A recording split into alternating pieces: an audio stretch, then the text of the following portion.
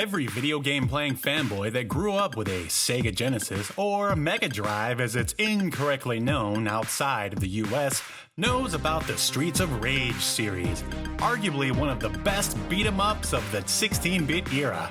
Or is it era? But did you know there's also a Streets of Rage comic book? On this episode, we take a look at how Streets of Rage jump-kicked its way out of the console and into the comics. This is From Pixels to Panels, the Streets of Rage comic book. Streets of Rage first appeared in comic book form in Sonic the Comic number 7 on August 21st in 1993. What is Sonic the Comic? Most people would assume it's the long-running Sonic comic book series published by Archie Comics in the US. And if you assume that, you'd be wrong. Sonic the Comic was the UK's official comic for Sonic the Hedgehog and other Sega properties published by Fleetway Editions. But that's another video altogether. The Streets of Rage comics were 3 separate stories, each being told in 6 parts, and with an additional one-off. All of the art was done by Peter Richardson, and the first 2 stories were written by Mark Millar. Wait a minute. Mark Millar? Legendary writer-creator of Kick-Ass, Kingsman, Wanted, and head of Millar World Comics? Yep, it's the same guy. You gotta get your start somewhere. The last 2 stories were written by Nigel Kitching. That's right, Nigel Kitching. Sorry, he's just not as famous as Mark Millar, but he was the lead writer for Sonic the Comic. The strip was set in a city ruled by Mr. X. The X obviously stands for Extreme, and his organized crime group generically called the Syndicate, who were opposed by the video game's lovable and playable characters, 80s guy Axel Stone, steroid user and pro wrestler Max Thunder Hatchet, token underage kid Eddie Skate Hunter, and of course every gaming virgin's high-kicking wet dream, Blaze Fielding. Didn't know they had last names, did you? That first story arc, found in issues 7 through 12 of Sonic the Comic, is conveniently titled Streets of Rage. In it, Axel, Blaze, and Max quit the corrupt police force and become vigilantes.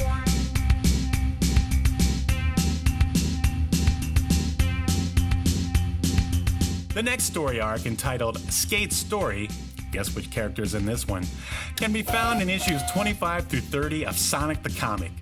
In it, hip, troubled youth Skate is released from prison, only to get mixed up with the war between our heroes and the Syndicate. Spoiler alert, he ends up joining the team. The one-off story is entitled Facts of Life, and it was published in Sonic Poster Magazine number 7. In it, Skate is becoming a man. His voice is changing, there's hair where there wasn't hair before, and whenever Blaze is around, his pants get really tight. Just kidding. It's about a good cop learning that the police force is corrupt, and that is just a fact of life that our heroes help him face up to.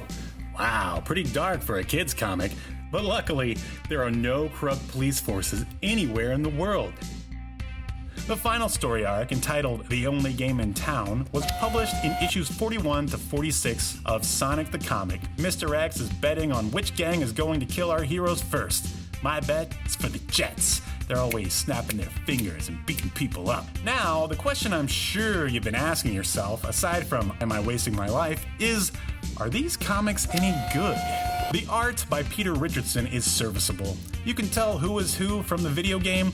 It does a decent job of riding the line between cartoony and gritty, and the action feels kinetic.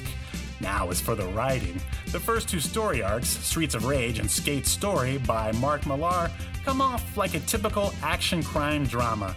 You can see a lot of stuff that wasn't in the video game, like inside police stations, dealing with corrupt cops, and lots of gun usage by our heroes. Which makes me feel like Millar never really played the game and just wrote a cop action movie with Streets of Rage characters in it. Again, it's not bad, it just doesn't feel like Streets of Rage. Lots of cheesy dialogue and very little character development, but keep in mind, Sonic the Comic was geared toward a readership aged between 5 and 10 years old, not dudes in their 30s. The final story, by Nigel Kitching, felt closer to the video game to me. Lots of fighting and action, no forced cop drama to get in the way. Now here are some odd things that stood out to me. In the entire series, I never saw any of the characters do their signature moves, It didn't ruin it for me, but it's something that as a fan I would have liked to have seen. For some reason, Skate is known as Skates in the comic. Characters Adam, Skate's brother from the first game, Dr. Zan, and Rue are never mentioned in this series. So should you read it? I'd say yes. For comics that were originally meant for 5 to 10-year-olds, they're kind of dark, but somehow fun at the same time. There are many places online where you can read Sonic the Comic in its entirety for free. Check the links below. If I found a couple of issues of Sonic the Comic lying around a hospital waiting room, you bet I'd steal them, and you should too. Well, don't steal.